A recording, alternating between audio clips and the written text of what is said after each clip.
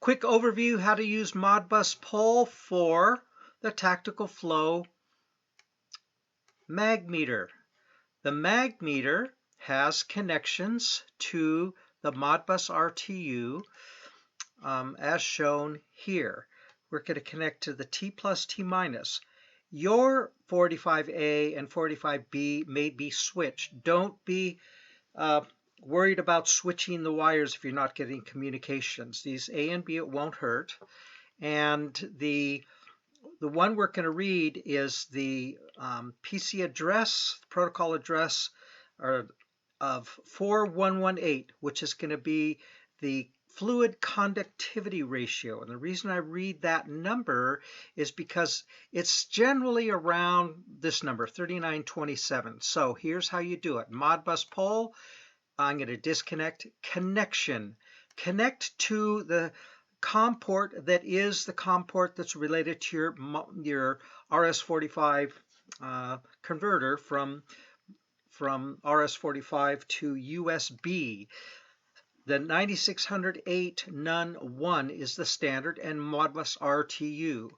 Once you have that, you're going to go to the setup, read-write definitions, slave ID that is of the machine, and we're going to read address 4118, and we're going to show, I'm going to say fit to quantity. This way you won't see all kinds of extra stuff. So I'm going to say apply.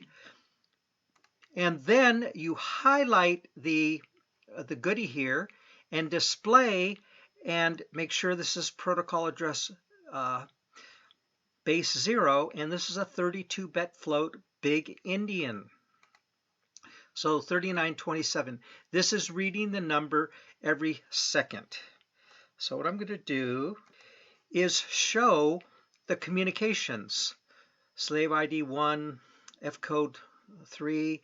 This is the address. Here's the TXRX. I'm going to stop this. You can pause this. This is how you parse out the number. You parse out on the receive. The last two are the bytes. These 1, 2, 3, 4 are the reply. That means 3927 and IEEE 754 or 751.